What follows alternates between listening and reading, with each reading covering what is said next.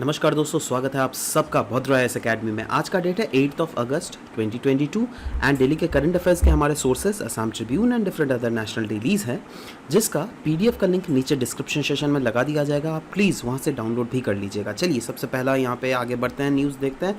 But आगे बढ़ने से पहले let me tell you that free seminar जो कि जोरहाट में कंडक्ट किया जाने वाला है regarding the various tricks and tips how to prepare for APSC and UPSC exam. और आप लोग में से अगर कोई भी जोरहाट या फिर जोरहाट के आजू बाजू रीजन्स में रहते हैं and if they want to attend this then please contact on to these number. इन नंबर्स पे आप अपना रजिस्ट्रेशन करवा लीजिए because seats are absolutely limited, just 45 seats are there, right?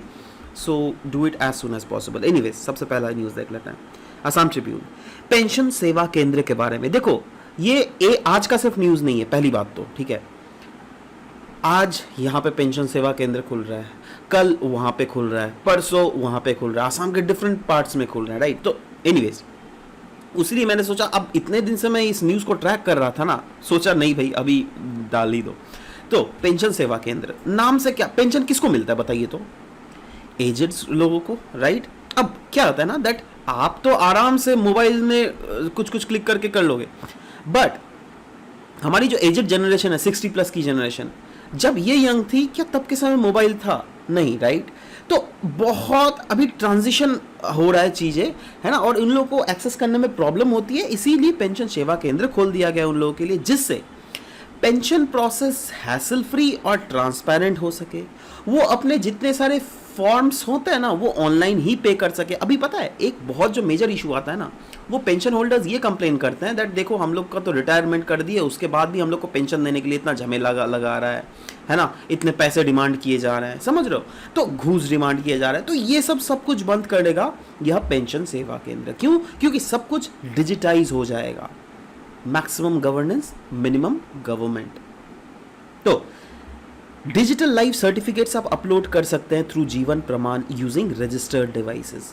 मतलब आपका जो रजिस्टर्ड डिवाइसेस हैं उसके थ्रू आप डिजिटल लाइफ सर्टिफिकेट्स, क्योंकि हर साल क्या होता है ना दैट जो अबव 60 होते हैं उनको डिजिटल लाइफ सर्टिफिकेट्स प्रोवाइड करवाना पड़ता है, ठीक है? तो वो कर सकते हैं। इनफैक्ट पेंशनर्स अगर चाहे तो डाउनलोड कर सकते हैं अपने पेंशन रिलेटेड वेरियस डॉक्यूमेंट्स, समझ रहे हो? तो ये काफ़ी ज़्यादा एक रिवॉल्यूशनरी स्टेप है towards making the society a better place to live in, because society does not mean only the adults, it means every vulnerable section, whether it be a woman, whether it be child, whether it be aged people, right? So ये एक particular direction है जो क्या aged peoples को सर्व कर रहे हैं, है ना? एनीवेज आगे बढ़ते हैं दोस्तों। टाइम्स ऑफ इंडिया में ये न्यूज़ था pharmacopoeia commission of Indian medicine and homeopathy के बारे में। गवर्नमेंट ऑफ इंडिया ने इस्टेब्लिश किया है यह एज अ सब ordinate office under the ministry of Ayush. तो कुछ फैक्चुअल बातें हैं जो कि इसके रिलेटेड हम लोग डिस्कस करेंगे ना। गवर्नमेंट ने बेसिकली मर्ज किया है दो सेंट्रल लेबोरेटरीज को ये बनाने के लिए, that is pharmacopoeia commission of Indian medicine and homeopathy बनाने के लिए ना। वो क्या क्या है? एक तो है pharmacopoeia laboratory of Indian medicine और दूसरा है होम्योपैथिक फार्माकोपिया लेबोरेटरी, ठीक है? इन दोनों को कंबाइन करके अल्टीमेटली एक सबऑर्डिनेट ऑफिस बनाया गया है जिसका नाम है pharmacopoeia commission for Indian medicine and homoeopathy. किसके अंडर? मिनिस्ट्री ऑफ आयुष के अंडर। फार्माकोपिया एक ऑफिशियली रिकॉग्नाइज्ड बुक है of standards as per the drugs and cosmetics act of 1940 and rules of 1945। इसकी फंक्शन क्या है? ये कमीशन जो है ना इंगेज रहती है in development of pharmacopoeia standards different aspects के लिए, whether it be Ayurveda, whether it be in Unani Siddha homeopathic drugs. In fact ये एक्ट कर रहा है as a central drug testing cum affiliate laboratory Indian system of medicine और homeopathy के लिए भी। तो इसके रिलेटेड हमें कुछ फैक्चुअल बातें जो याद करनी थी, of course we should remember it. Anyways आ जाता है एमएसपी बेनिफिट्स एंड इसके कंसर्न्स को रिलेटेड। बेसिकली देखिए क्या हुआ था ना, एक स्टडी किया गया, कैरी आउट किया गया था नीति आयोग जी के द्वारा। आई मीन जी क्यों बोल रहा हूँ मैं, this is an organisation, right? So anyways NITI Aayog के द्वारा, जो क्या पहले हम लोग प्लानिंग कमीशन के नाम से इसको जानते थे, तो इनके द्वारा एक सर्वे कंडक्ट किया गया था 2016 में ही, और इसका नाम था efficacy of minimum support price on farmers. MSP पता है ना क्या होता है? बहुत समय क्या होता है ना, फार्मर्स को डर लगता है वो क्रॉप उगाए या नहीं, है ना? तो इसलिए सरकार बोल देती है दैट तुम उगाओ, अगर क्रॉप फेल कर गया, या फिर क्रॉप फेल तो नहीं, मतलब अगर आपको क्रॉप की प्रॉपर दाम नहीं मिल रही है मार्केट में, तो मैं आपको उतना पैसा मिनिमम तो दूंगा ही। तो अगर आपको पता चल गया दैट हाँ भाई इसके 1 क्विंटल में आपको 1000 रुपये मिलेंगे और उसमें लागत आपका पड़ रहा है 100 रुपये, मतलब इन्वेस्टमेंट, तो of course if you are satisfied that चलो 1000 रुपये तो मिलेंगे ही, तब तो आप कोई टेंशन नहीं लोगे, लगाओगे, ठीक है। तो वही जो है टेंशन फ्री इन्वायरमेंट प्रोवाइड किया जाता है with the help of MSP. In fact study में यह पाया गया है दैट एमएसपी जो कि सरकार के द्वारा डिक्लेयर किया गया जाता था ना, उससे 78% फार्मर्स इंकरेज होते थे। यही नहीं, इंकरेज होते थे to adopt improved method of farming, जैसे high yield varieties of seeds, organic manure, chemical fertiliser, pesticides, improve method of harvesting. क्योंकि देखो अगर आपको बोल दिया गया दैट भैया चलो मैं आपको इतना पैसा दूंगा ही, तब आप रिस्क ले भी सकते हो दैट चल भाई इतने पैसे मिल रहे हैं, चलो यार अच्छे अच्छे मेथड्स अपन यूज करें जिससे प्रोडक्टिविटी ज़्यादा बढ़े, है ना। So government has extended price support for paddy as well as wheat. Paddy मतलब समझे ना, चावल, है ना, और वीट मतलब गेहूं, गेहूं सो जिससे आटा बनता है, और पैडी चावल मतलब जिससे आप लोग भात खाते हो, राइट। सो सरकार ने एक्सटेंड किया है through the Food Corporation of India as well as state agencies. In fact additionally आपको पता होना चाहिए एक नया योजना, पीएम, नया क्या पुराना ही योजना हो गया अभी तो, प्रधानमंत्री अन्नदाता आय संरक्षण अभियान। इसके through oil seeds, pulses and copra जो कि फेयर एवरेज क्वालिटी के होते हैं, उनको रजिस्टर्ड फार्मर्स के थ्रू प्रोक्योर किया जाता है through a price support scheme. ये भी काइंड ऑफ एमएसपी ही है, ठीक है।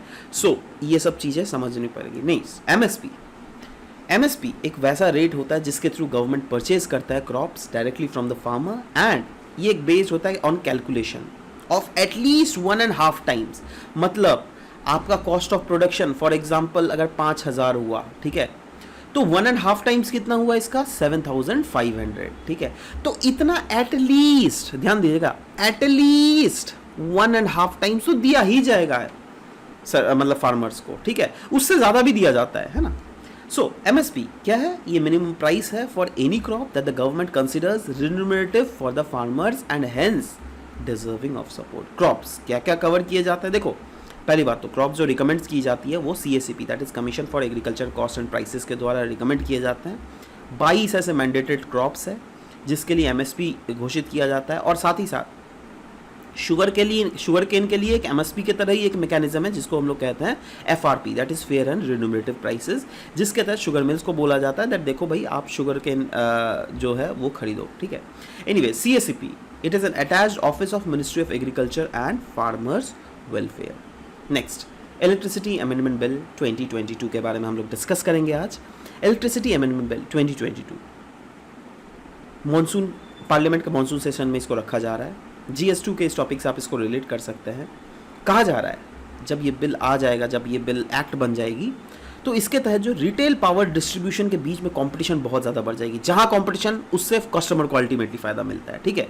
सो ये अलाउ करेगा स्टेट इलेक्ट्रिसिटी रेगुलेटरी कमीशंस को, जिससे वो टेकअप कर सके timely revisions of the tariff. In fact bill propose करता है to amend Electricity Conservation Act of 2001, जिसको लास्ट अमेंड किया गया था 2010 में, और इसके थ्रू इंट्रोड्यूस किया जा रहा है कुछ चेंजेस जिसके थ्रू इंसेंटिवाइज किया जाएगा क्लीन एनर्जी के यूजेजेस को by issuing carbon saving certificate. Now clean energy ध्यान से देखना, बहुत ज़्यादा आप देख नहीं रहे हो, हर एक इंटरनेशनल इंस्टीट्यूशन में क्लीन एनर्जी, सरकार कोई भी स्टेप्स ले रही है क्लीन एनर्जी को कितना ज़्यादा फोकस किया जा रहा है। So don't you think that आने वाले समय में आपके लिए ये बहुत ही इंपॉर्टेंट एक टॉपिक बन सकता है।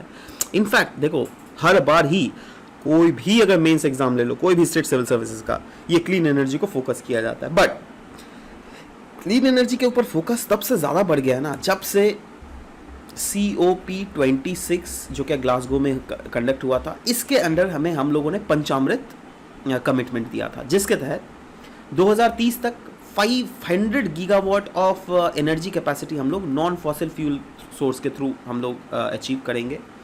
50% एनर्जी रिक्वायरमेंट को हम लोग 2030 तक रिन्यूएबल एनर्जी सोर्सेज से एक्सट्रैक्ट करेंगे। रिड्यूस करेंगे carbon emissions by 1 billion units, है ना, बाई द ईयर 2030। रिड्यूस करेंगे carbon intensity below 45% by 2030।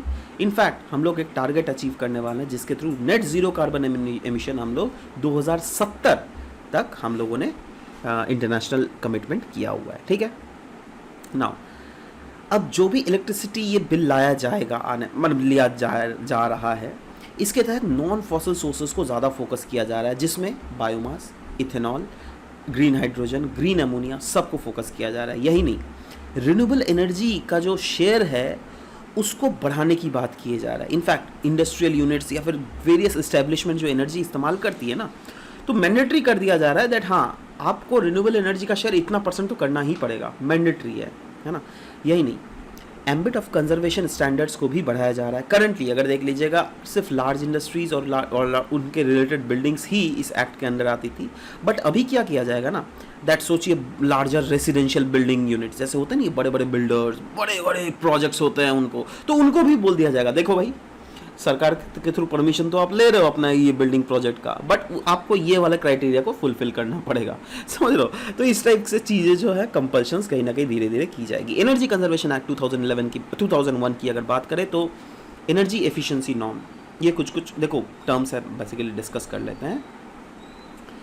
Actually एक नॉर्म है एनर्जी एफिशिएंसी नॉर्म, जो क्या इंपावर करता है सरकार को, सेंट्रल गवर्नमेंट को, जिससे वो अगर चाहे कोई भी नॉर्म्स को स्पेसिफाई कर सकता है, कोई भी स्टैंडर्ड्स को स्पेसिफाई कर सकता है, कोई भी अप्लायंसेस के लिए, कोई भी इंडस्ट्रियल इक्विपमेंट्स के लिए, या फिर ऐसे बिल्डिंग्स जो क्या 100 किलोवाट्स तक का लोड को एक्सट्रैक्ट करते हैं। तो इस टाइप के चीज़ों को एनर्जी एफिशिएंसी नॉर्म्स के अंडर लाया जाता है, और ये नॉर्म्स अल्टीमेटली सेंटर कभी भी स्पेसिफाई कर सकती है। एक है bureau of Energy efficiency, BEE जिसको हम लोग बोलते हैं। Now act that is electricity Conservation act 2001 वही इस्टेब्लिश करती है इस entity that is bureau of Energy efficiency को, जो क्या स्पेसिफाई करती है फर्दर क्वालिफिकेशन जो कि कोई भी एनर्जी एडिटर्स के द्वारा रिक्वायर किया जाना चाहिए, जिससे डिफरेंट इंडस्ट्रीज का क्या होता है ना, एनर्जी ऑडिट होता है, ठीक है। तो एनर्जी ऑडिट करेगा तो करेगा कौन, उसका स्टैंडर्ड फिक्स किया जाता है by Bureau of Energy Efficiency के द्वारा। समझ रहे हो बात? चलो ये सब चीजें ध्यान में रखना। Next, privilege of MP does not extended to the criminal cases, ऐसा राज्यसभा के चेयरमैन के द्वारा बोला गया है। नाउ देखो ये क्लैरिफाई किया गया है that MPs member of parliament जो होता है ना, उनके पास इम्यूनिटी नहीं होती है from being arrested in the case of criminal sessions. Actually क्या हुआ है ना, मैं आपको बतला रहा हूँ। कांग्रेस लीडर मल्लिकार्जुन खड़गे ने रेज किया था एक इशू हाउस में दैट उनको समन किया गया बाय इन्फोर्समेंट डायरेक्टोरेट जब सेशन ऑन था, है ना। अब आप अगर पॉलिटी आपने पढ़ा होगा, आपने अगर पार्लियामेंट्री ये सब चीज़ें पढ़ी होंगी, तो आपको पता होना चाहिए दैट पार्लियामेंट सेशन के दौरान कभी भी किसको समन नहीं किया जा सकता for any civil act, but not for any criminal act. Criminal act अगर आप कर रहे हो तब आपको समन आराम से किया जा सकता है, तब आप नॉर्मल सिटीजन के तरह ही हो। हाँ, कुछ कुछ प्रिविलेजेस जरूर मिलते हैं एमपीज को, इसका मतलब ये नहीं सब कुछ प्रिविलेज दे दिया जाए, ठीक है। तो वही चीज बोला जा रहा है ना that in criminal matters member of parliaments are not on different footing than a common citizen. मतलब आप अगर क्रिमिनल एक्टिविटी कर रहे हो, आपको जैसे समन किया जा सकता है, सिमिलरली एमपीज को भी किया जा सकता है। It's as simple as that, they are absolutely on a similar footing like normal citizen. Article 105 constitution का प्रोवाइड करता है कुछ कुछ privileges to the member of parliament, जिससे वो परफॉर्म कर सकते हैं अपने पार्लियामेंट्री ड्यूटीज बिना कोई हिंड्रेंस के साथ। बट ध्यान दीजिएगा, सिविल मैटर्स के लिए ही यह इम्यूनिटी प्रेजेंट है उनको, क्रिमिनल मैटर्स के लिए बिल्कुल नहीं है, ठीक है। One of the privileges that member of parliament can not arrest in civil case 40 days before the commencement of the session. और चलो ठीक है, ये तो फैक्चुअल बात है, इतना भी नहीं पूछा जाता है, ठीक है। बट कॉन्स्टिट्यूशन एक्सटेंड करता है पार्लियामेंट्री प्रिविलेजेस टू वैसे लोग भी जिनका पावर है to speak and take part in the proceeding of the house of the parliament. बताइए तो कौन हुए ये? Attorney general of India. जी हाँ दोस्तों, इनको भी पार्लियामेंट्री प्रिविलेजेस प्रोवाइडेड है, ठीक है। तो ये कुछ कुछ कॉन्सेप्ट से जो क्या आपके रिलेटेड डिस्कस करने वाला है। नाउ एमसीक्यू दोस्तों, एमसीक्यू में ना कुछ पंगा हो गया था बेसिकली। देखो आज 8 तारीख है, राइट, 6 तारीख सैटरडे था, है ना, 7 तारीख को संडे को मैंने कोई एमसीक्यू दिया नहीं था। मैंने बोला था 6 तारीख वाला एमसीक्यू आपको डिस्कस किया जाएगा 8 तारीख में, ठीक है। अब क्या हुआ ना, 6 अगस्त अभी के बाद चल रहा है, और जो अपलोड किया गया ना, देखो टीम के एक्चुअली टेक्निकल ग्लिच आ गया था बेसिकली, तो वहां पर 6 जुलाई वाला वीडियो अपलोड कर दिया गया है, समझ लो 6 अगस्त वाला नहीं किया गया है। तो डोंट वरी, उसको हटा के फिर से अपलोड किया जाएगा, don't worry on to that. तो इसीलिए मैं इस दिन जो मैंने डिस्कस किया था वो चीज़ तो अपलोड ही नहीं हुआ है, तो उसका मैं एमसीक्यू डिस्कस ही नहीं करूंगा आज, ठीक है। आज आपको मैं डायरेक्ट एमसीक्यूज दे रहा हूं जो कि आपको नीचे कमेंट सेक्शन में लिखने हैं। नाउ क्वेश्चन है पहला, which among the following definition correctly defines MSP. 4 options है, rate at which sugar mills purchases sugar cane from farmers, rate at which government purchases crops from farmers, rate at which middleman purchases crops from farmers, rate at which direct consumers purchases crops from farmers। आपको बतलाना है MSP का correct definition क्या है। दूसरा question है, which of the following is or are the India's Panchamrit for COP26? Reach 500 gigawatt non-fossil fuel energy capacity by 2030, 50% of its energy requirement from renewable sources by 2030, reduction to total projected carbon emission by 1 billion ton from now to 2030, और achieve the target of net zero emission by the year 2050। आपको बताना है इन 4 options में से कौन सा यहाँ पर सही है। नीचे कमेंट सेक्शन में ध्यान से इस क्वेश्चन को सॉल्व जरूर से कीजिएगा। नेक्स्ट क्वेश्चन में आता है, कंसिडर द फॉलोइंग स्टेटमेंट। पहला स्टेटमेंट है, bureau of Energy efficiency that is BEE, इसको एस्टेब्लिश किया गया under energy conservation Act of 2001, और BE setups qualification required for energy auditors जो क्या मॉनिटर करता है और रिव्यू करता है power consumption of various industry. आपको बताना है इनमें कौन सा करेक्ट है, 1 only, 2 only, both 1 and 2, neither 1 not 2। नीचे कमेंट सेक्शन में बिल्कुल से आंसर लिखिएगा। We will wait for your answer to come up. This was all about the discussion for today's class. Will be meeting in next session. Till then bye bye, take care and thank you guys, thank you for listening to the whole video, thank you very much.